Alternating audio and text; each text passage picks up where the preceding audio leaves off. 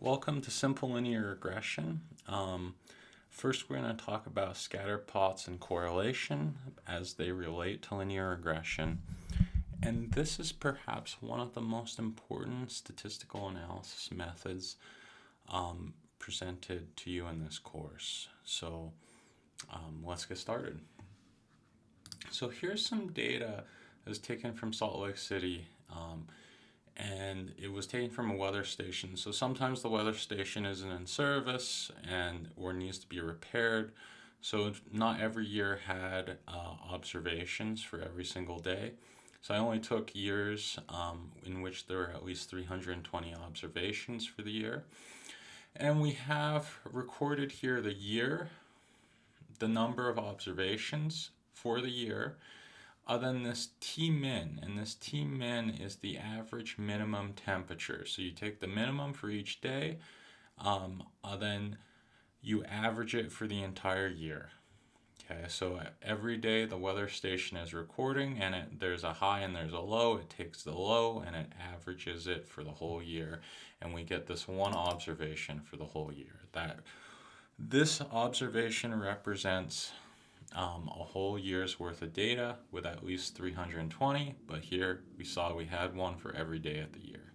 Okay, we can do the same thing for the maximum as well.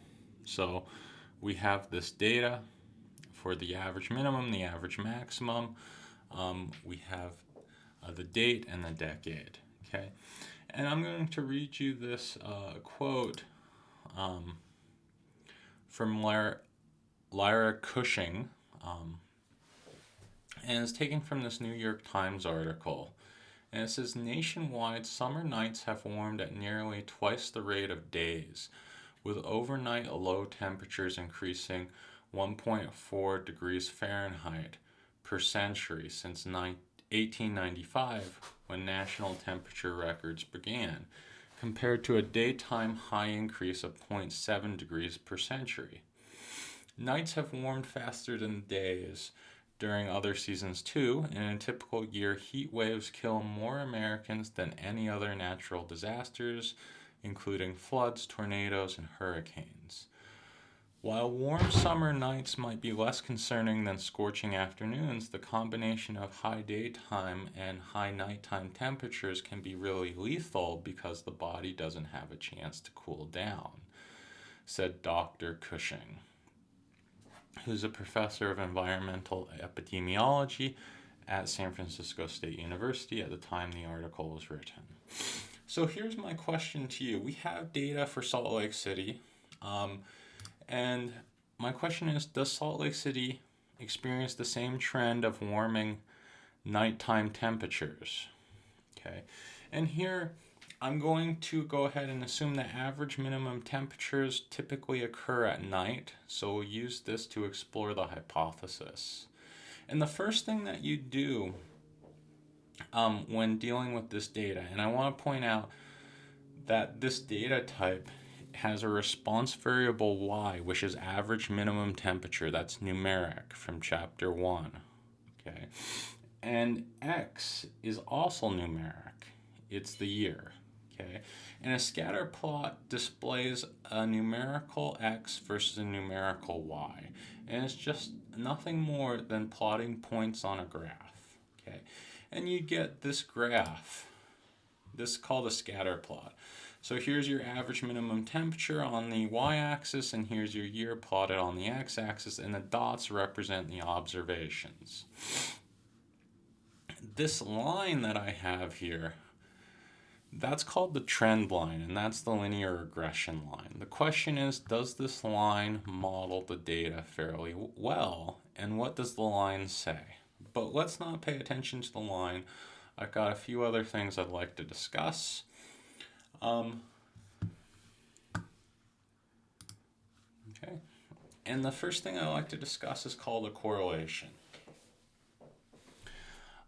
So one thing that you probably noticed when you looked at this graph is that as the year x increased, the average minimum temperature also seemed to increase generally, right?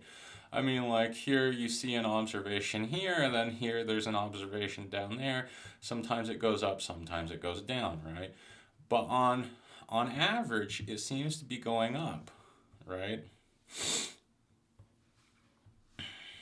So that's what's called a positive correlation. And positive correlation is one in which as x increases, y generally increases as well. Okay, that's the general trend. And correlation is a number that's measured between -1 and 1. We're going to denote correlation by the letter R here. Okay. A value of +1 means that there's perfect positive linear correlation. A value of -1 indicates perfect negative correlation. And negative correlation means that instead of as x increases, as x increases, y increases. As x increases, y decreases. So the slope of the line would be negative. It would be going down. Okay. Now, one very important thing to note is a value of 0 indicates no relationship to x and y, but it doesn't guarantee this. Okay. And it also indicates no linear relationship would exist, but it's possible that more complex relationships in the data exist. Okay, I'll show you an example of that later. Okay, now a value of 0, it means there could still be a relationship between x and y, but not a linear one. And I want to warn you that even if you have a high correlation, correlation does not mean causation. That's one of the fundamental things in statistics. It doesn't mean that as x increases, the year goes up, that causes the average minimum temperature to goes up. It just means there's an association, there's a correlation. Okay. What's causing it is a different question.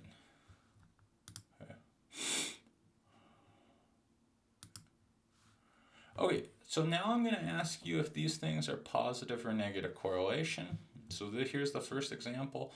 The more one smokes cigarettes, the fewer years they'll have to live. So here the years left to live is the input, or excuse me, the input is the number of cigarettes smoked, and the output is the number of years that they have to live going up or down.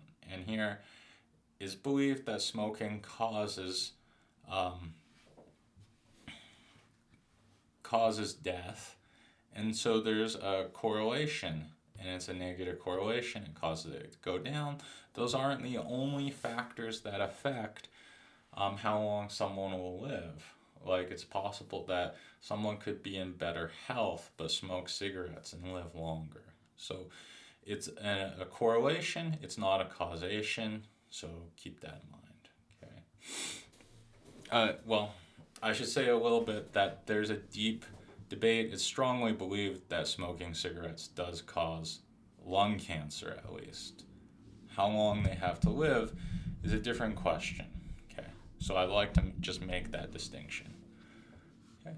I don't know what happened there. Let me go back. I apologize. Okay, so here's another example. The more a window is obstructed by curtains, the less light that will enter the house. So the input here is window obstruction by curtains, to what degree, and the response variable y, it's the light that enters the house. And the more is obstructed, the less light enters the house. That's a negative correlation. Those aren't the only factors, like the intensity and time of day would also play a role, okay, for the response variable y. Okay. Now here's a positive correlation. The input x is the larger the house, the square foot size of the house, the higher the value, the more it's worth. So as you have a bigger house, the more it costs. That's a positive correlation. The more hours worked, the higher the salary, right? So you work more, you get paid more. So that's positive. As x increases, y increases. Okay, so how do you calculate correlation? Correlation is a numerical value, after all. And here's the formula. This formula is going to say take your observation, subtract the average, divide by the standard deviation, and multiply by the same thing for y. Take the observation, yi, minus the average of y divided by a standard deviation and divide by n minus 1. And here n is the sample size. Now, one important thing or metric is what's called the proportion of explained variance. It's the square of the correlation coefficient. Okay. And another way of interpreting that is the square of the correlation coefficient is the proportion of data that the linear regression line explains. So in our data set, with this regression line, we have an r squared, okay? We have a correlation coefficient of nearly 79%. And that's a very strong positive correlation. It's not a perfect correlation, but it's pretty good.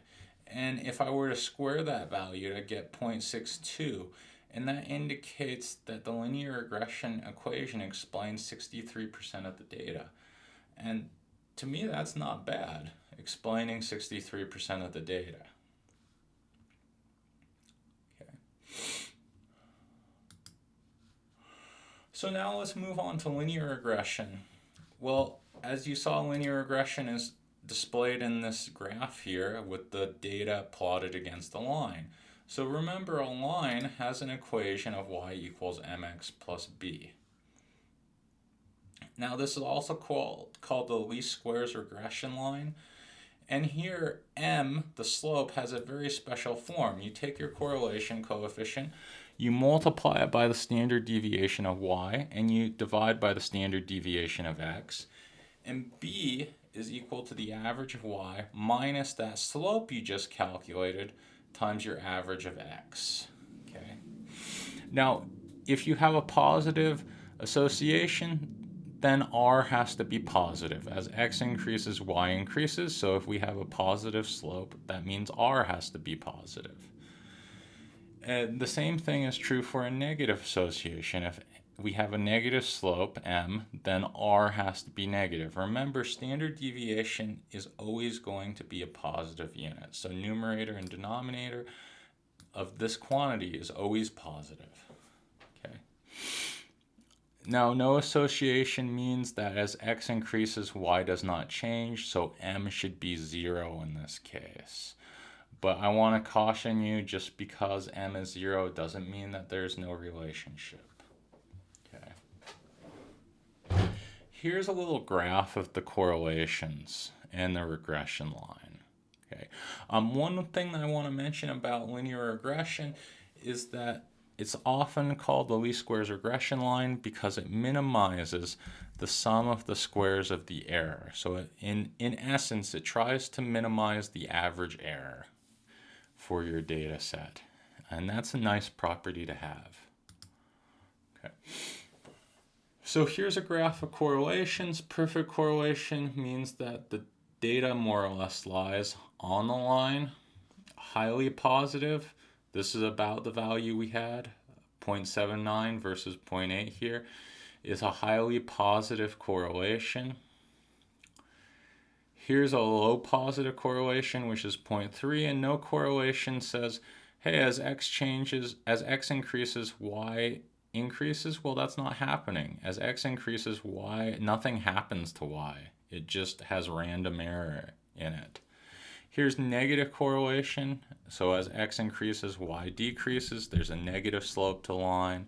Again, a negative slope to the line. And here's perfect negative correlation. It lies on the line almost. And it has the slope of the line is negative. Okay. Now, I want to just provide you a warning that, correlation is not causation. Here's a list, if you click on the link, of spurious correlations, and here's one of them. It's U.S. spending on science, space, and technology, and it's suicides by hanging, strangulation, and suffocation. There's a very high correlation here. But as you can see, that these two quantities have nothing to do with one another. Okay, so despite the fact they have a very high correlation, it doesn't necessarily mean that it's a causation. This one's just, coincidence. Here's an instance where you have a very high correlation, but it's a false correlation. Here's an instance in which you have a zero correlation. So r squared is 0. However, you can see that it has a quadratic look to it. It's a nonlinear relationship, but the regression line is flat because it's a linear line. Okay, so just because you have no correlation doesn't mean that there's not a relationship between it. So you need to be a little bit smarter than your data, and graphing your data is very important, or realizing what the quantities are that you're working with. Okay. Now, if we go back to the example with the Salt Lake City weather, the ones that we talked about here in our graph, okay, here's the equation of this regression line, okay.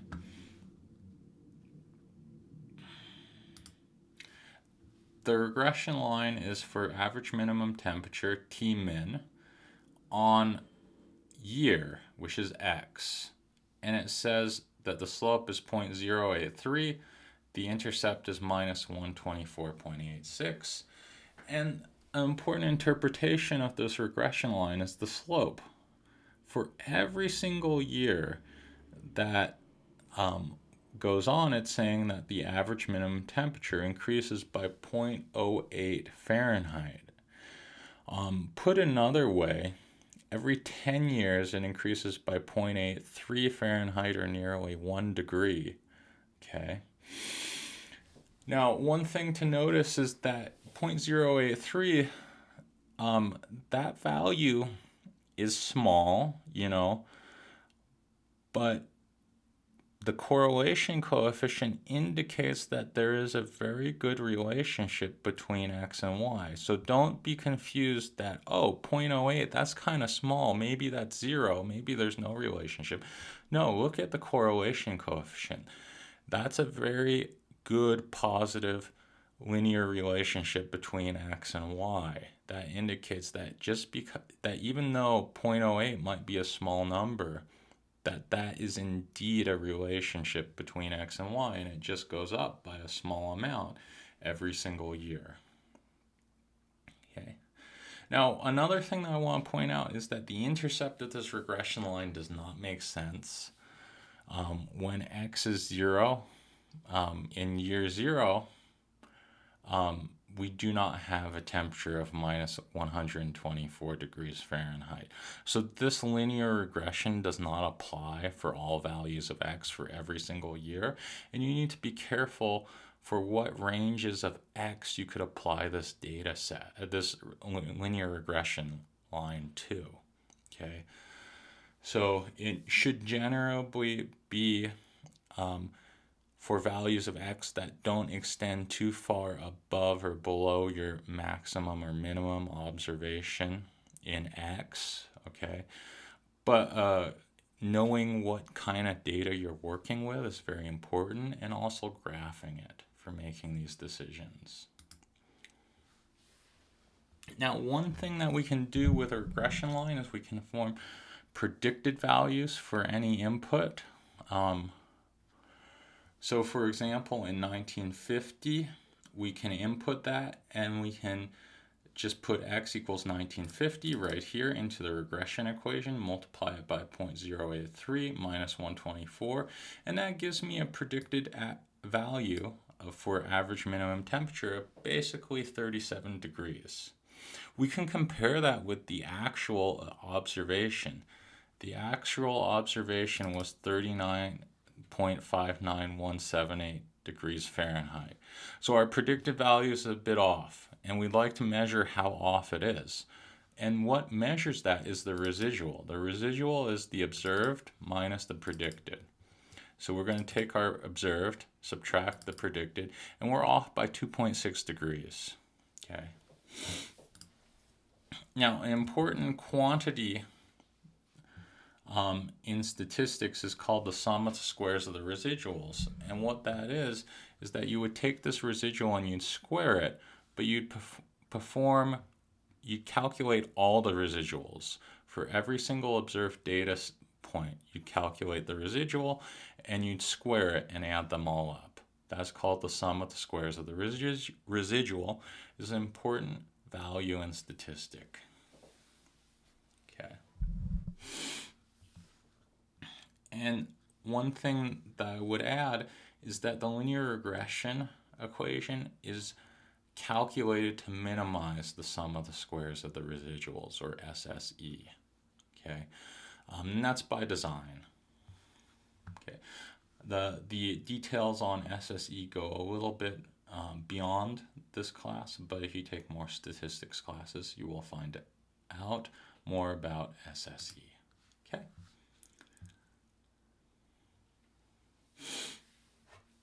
Now, you can also use the equation to form values, make a prediction about future values. So, for example, a data point that is not in your data set is the year 2050, and you might be cautioned that that might be a bit too far outside of the observed values to make an inference for, but I'm going to go ahead and do it.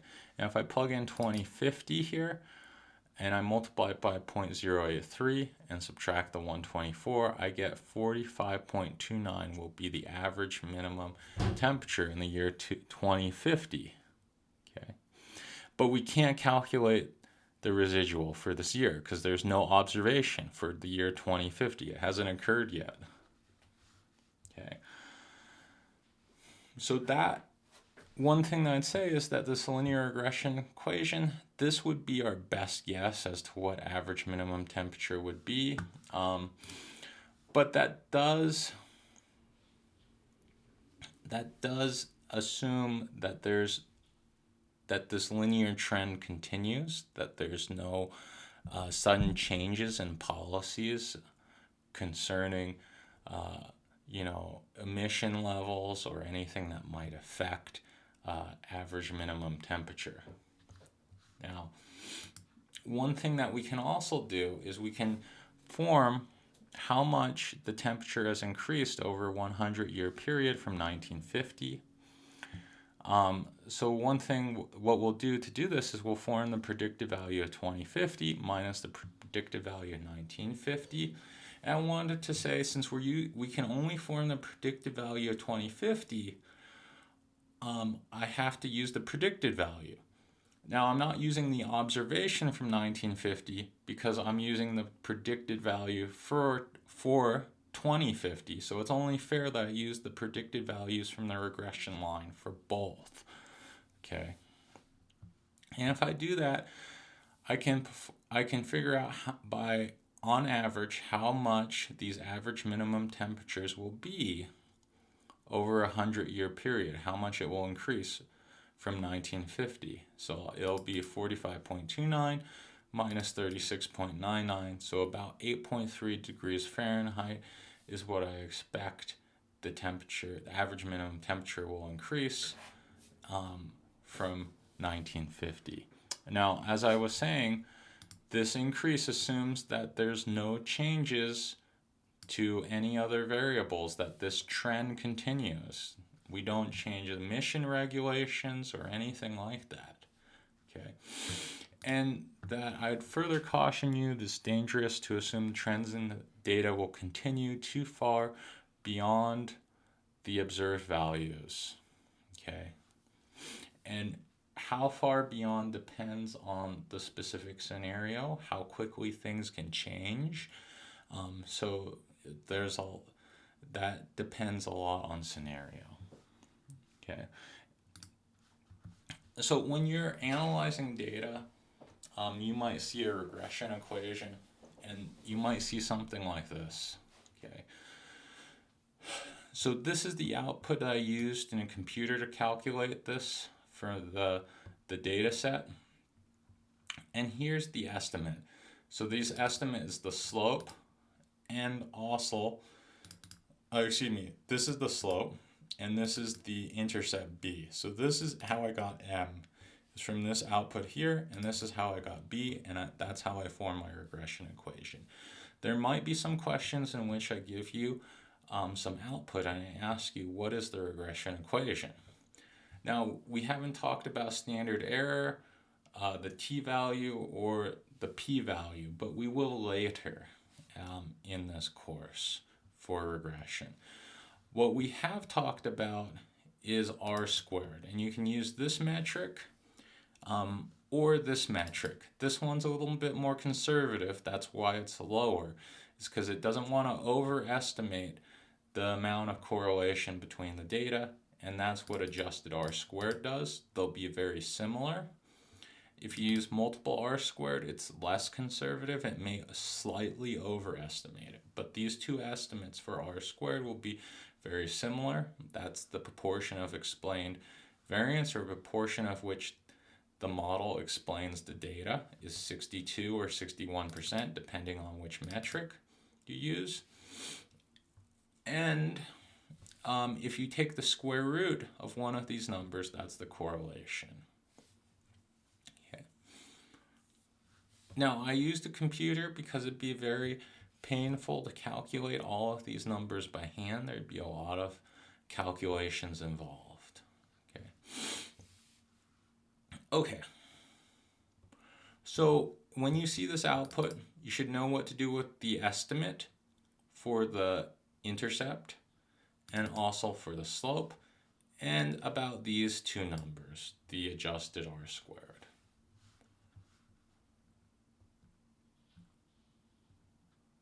Okay.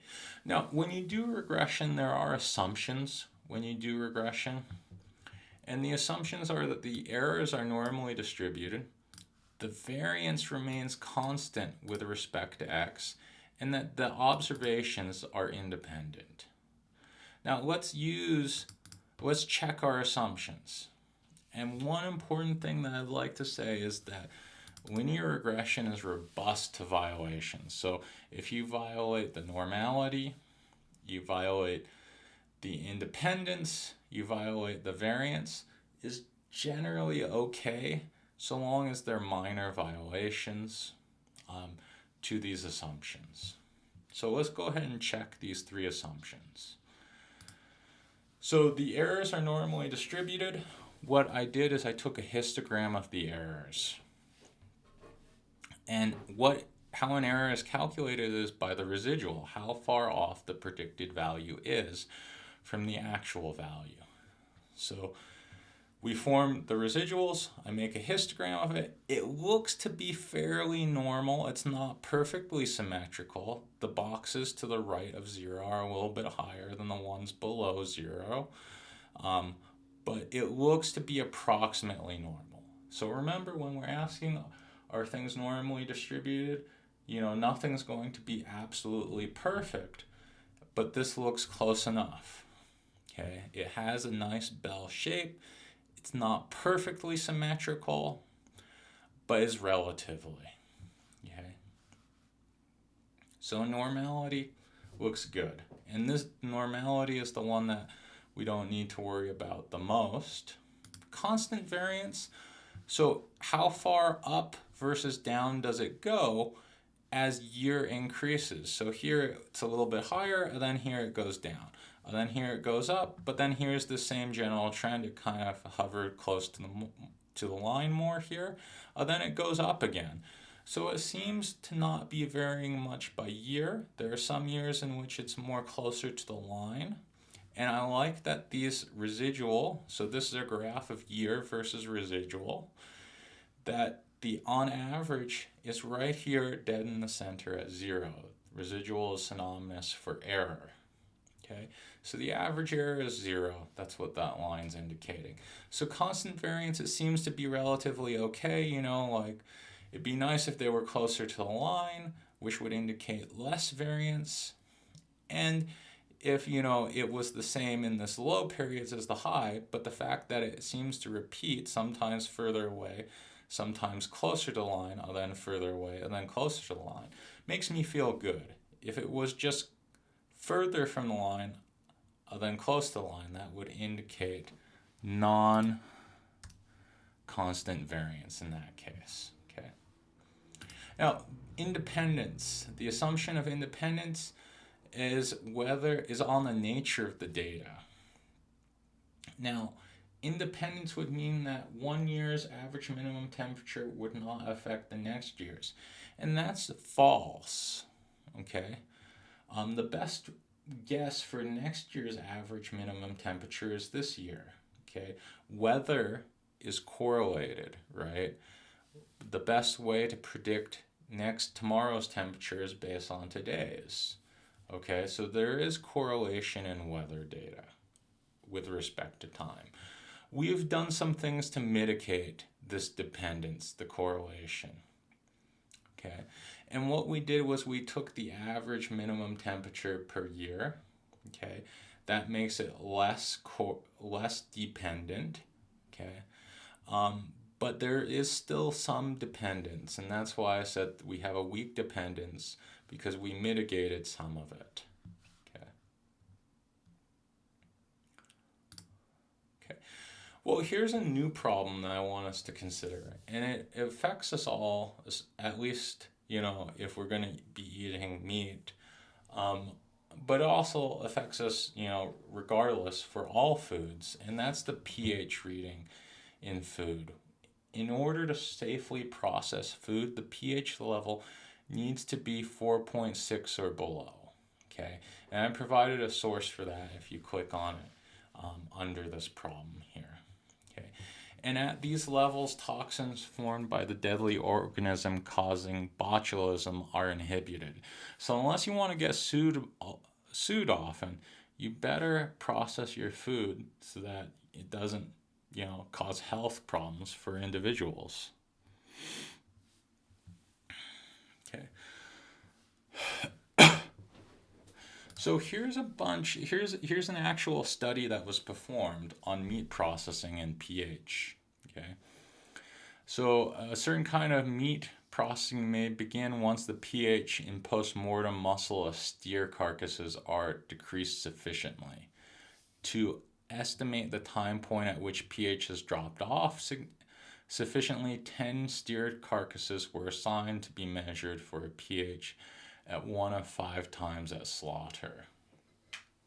So this company, which processes meat, slaughtered a bunch of steer and measured their pH at different times. Okay, I'd like to say a few things. First is that if you look at the data here, they have 2 of them were assigned to the first hour. They measured their pH. 2 of them assigned to the second hour. 2 of them were assigned to the fourth hour, etc. So for every unit, they did 2 observations at the same time. And that's good because there could have been a lot of variability just in one steer. So they're doing 2 to make sure that there isn't too much variation in data. And you can see the variation here, like one is 7.02 and the other one's 6.93. They want to make sure that if one of them is wildly off, the other one there can check it to say, hey, that looks suspicious. These at hour 2 are both within 0.1, so they kind of average out to provide a better estimate. Okay, so it provides you a better information at the time of slaughter, what the pH reading actually is. And when you're reading pH, there could be random error in the pH, within the sample or the measurement. So, they're trying to mitigate this by having a designed experiment. They have 2 homogeneous steer slaughtered at the same time, and there could have been a random variation within the steer that causes different pH, like for instance weight or body size of these animals. Okay, so the question is, how long should they wait until they can process the meat without giving you some health side effects, and they probably go out of business. So the first thing we're going to do is just graph this data. One thing that you might object to if you're a statistician is you might say, hey, I'm glad that they did a designed experiment because that lets me assume causation if we've accounted for all the variables, which maybe there should have been some other variables accounted for, such as weight or whatnot of the animal. But we'll work with it. But the thing that you might object to is that there's only 10 observations, and that's a very valid thing. So the first question you have to ask is, with only 10 observations, because we generally would like more, like 20 or 30 at the minimum, or 50, you know, is there a relationship in the data? So let's look at the graph. And you might say, hey, why didn't they take more than 10 observations? Well, that would mean slaughtering more than 10 animals, more than 10 steer carcasses. And I don't want to pretend like this might be the most ethical industry, but they certainly are considering costs. The cost of slaughtering an animal, or just the cost of a steer, is quite large. So if you consider the amount of money they spent for this observations, it's not trivial.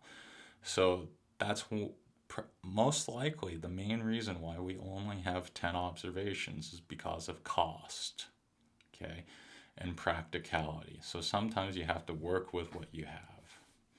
Okay, so is there a linear relationship? Did we have enough data? Let's take a look at the graph. Here's the graph. Well, it looks like there is some linear relationship in this data. There can be more advanced statistical analysis performed because it looks like there is some curvature, like the drop off from hour 1 in pH to hour 2. Like, you know, it doesn't seem perfectly linear. But a linear line gives us some idea of the pH level. I think you'd agree. So the question is, how long should we wait until it's safe, assuming there is a linear relationship? Well, let's look at the output. Here I have my coefficients, my estimated coefficients. So I have the 6.99. That's that base pH. And then I have how much pH I lose per hour. I asked, is 10 observations sufficient? Look at this multiple R squared. Look at this. This isn't the correlation coefficient. This is the square of the correlation coefficient, which says that 93, and you want to be more conservative, 92% of the data is explained by this linear regression equation. That sounds pretty good and very awesome. So I feel okay about proceeding only with 10 observations and with a linear regression line. Now the correlation coefficient would be the square root of either of these numbers, this one technically, but if you want to be more conservative, you could take the square root of that. Okay. And that square root is a very high correlation coefficient that's close to 1. So it seems like linear regression would indicate that linear regression is appropriate in this setting. Okay. So look at the R squared. It tells us 93% of this percent of the data is explained by the model, and the correlation coefficient is, and you have to be careful here, it's a negative 0.96 because as time goes on, pH decreases. Okay. So 0.96 is the correlation coefficient. Pretty good. Okay, so this is my linear regression equation. It says pH is this 6.9, so I rounded. Okay, minus 0.208 times the time in hours. Okay, so before I proceed, I want to just talk about the meaning of the slope and the intercept. Does the intercept, which is just this 6.99, make sense? My answer is yes. It makes sense. That's the pH level immediately once the animal has been slaughtered at time 0. That's how much pH. That's your starting pH level. And it makes sense. Okay, so the pH level of 6.99 makes sense. This slope of negative 0.208 indicates that for every hour the pH decreases by 0.208 or by 0.2. Okay. So the question is, when will the carcasses be safe with a pH of less than 4.6? Well, that sounds like an equation. pH is less than 4.6. We have an equation that expresses pH. pH is equivalent to this according to our regression equation. So we need to solve for this. And there's an unknown here. It's time. So I go ahead and solve. And just by doing algebra, I solve for time and I get this equation, which is 11.49 hours. So if I want to be safe, and if the industry is regulating that the pH level is less than 4.6, well then I need to wait 11.49 hours before I begin processing the meat of this animal. So literally the next day, you have to wait 12 hours, 11.5 hours basically. Okay. One thing that makes me concerned is that if I'm working in this industry, I'd go back to the individuals here and I'd say, hey, look, I only have observations up to 8 here for the pH level.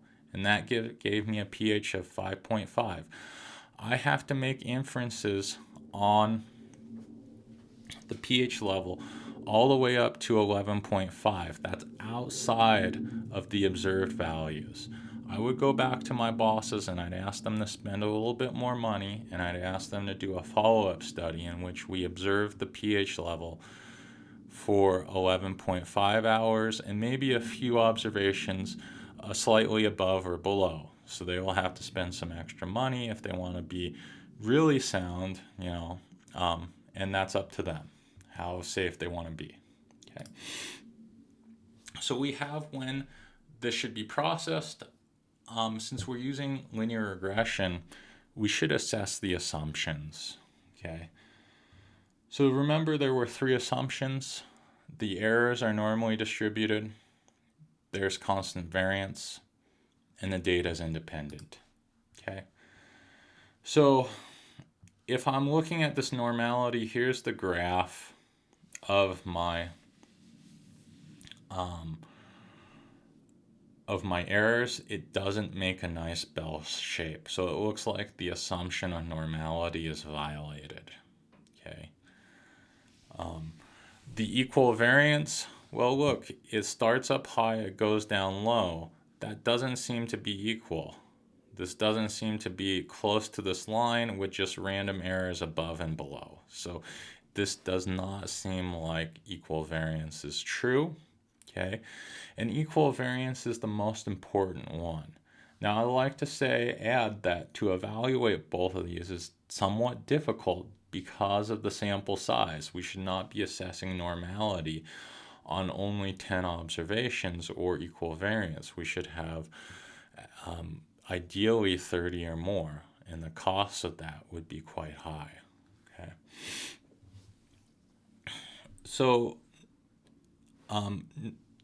linear regression is robust to departures from normality if they're minor. I don't feel so bad about the normality. The variance, though, makes me more nervous because this does not appear to be equal variance. And that's the one that can affect linear regression more. But minor violations, even the equal variance, are okay. These unit systems are 0.1 and 0.2, so those aren't very large. We have to assess how large this is in the industry. Then the third assumption is that the observations are independent. Does the observation of one pH level affected by another? No. The pH level in one steer should not be affected by the other, so it's reasonable to assume independence, and so we're okay on independence. Normality is not so good. Equal variance is not so good. Okay, but we have a high correlation coefficient. Now, I'd like to propose an alternate calculation, and I'm going to go back to the scatter plot to explain to you why. Look at these two dots. No two dots are perfectly on the line. Sometimes it'll be above it. So if I say I need to wait 11.5 hours, some of the observations are going to be below the line, have a lower pH, and that's okay because they're safe. But some of them are going to be above. Look, both of these at 8 hours are above. And that'd be pretty bad if we waited all that time and then they turned out to be unsafe to eat. So we shouldn't just wait until it's exactly 4.5 hours on the dot. There's going to be some random variation that makes the data either above or below. Let's be extra safe and make sure that the pH is sufficiently below the minimum threshold. And what I'm going to do is this. So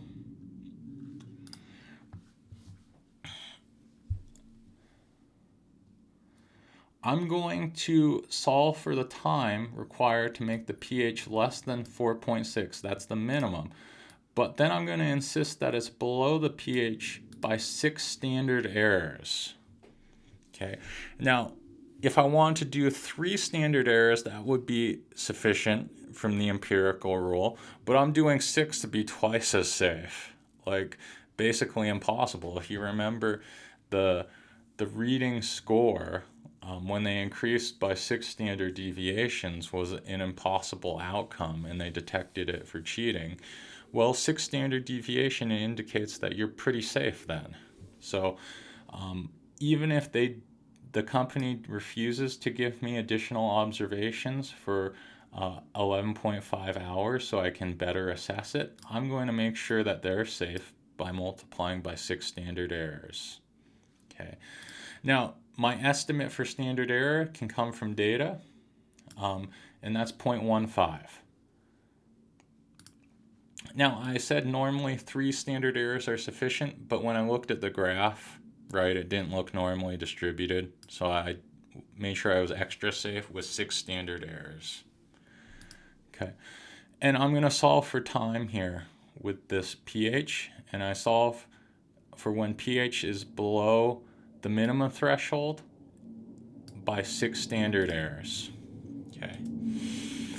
So I go ahead and solve for time, and when I solve for time, it tells me that I should wait at least 16.09 hours. So my recommendation to the company to make sure that I don't get fired and the company doesn't get sued is that they wait 16 hours before processing this meat. Okay, to be extra safe. Okay, so linear regression is a very important tool. It has broad implications, as you can see. But let's just discuss a little bit more about the steer carcass model. So this slide is just talking about the slope, and it says for every additional hour, pH decreases by 2.08. The time equals 0 says pH is on average 6.99 at time of death. Okay. So oftentimes I'll ask you what's the meaning of the slope of a regression line, or what is the meaning at the intercept, or to find predicted values or residuals. Those are all things you should be able to do. What I conclude about this study is that the sampling method, so when I have to report to the company on steer carcasses, what I would say to them is that the sampling method is a designed experiment, which is one of the most trusted methods of data collection. The sample size makes it hard to assess the assumptions, and there are no observations for larger time periods. The assumptions of normality and variance are suspect. Correlation coefficient of minus 0.96 suggests linear regression is adequate, and the preliminary conclusions from the regression line indicate that meat processing must wait at least 11.49 hours. However, since there can be severe consequences and you don't want to throw out meat or you don't want people to get sick, we suggest you wait at least 16 hours. Okay. And most of all, we suggest you take that additional data be collected between, I don't know, 11 and 17 hours in a follow-up study to measure the pH. Okay. Well, then just one last thing before I let you go. Regression, as I said at the start, is performed when y is a quantity and x is a quantity. You have a single x and a single y. Okay, you should use linear regression. Now, if you have more than one input x, you can perform multiple linear regression, and that is a very good thing to do in many settings, but we won't talk about that until later in the course. The scatter plot is a visual investigation that you should always perform to see if linear regression is adequate or appropriate. And correlation is a numerical investigation that helps you measure if linear regression should be used. So scatter plot's a visual one, correlation's a numerical one, and linear regression is a numerical investigation that provides a precise relationship between x and y. And then you should always assess how appropriate linear regression is for the data. Okay. Well, thank you for joining me for my lecture, and have a good day.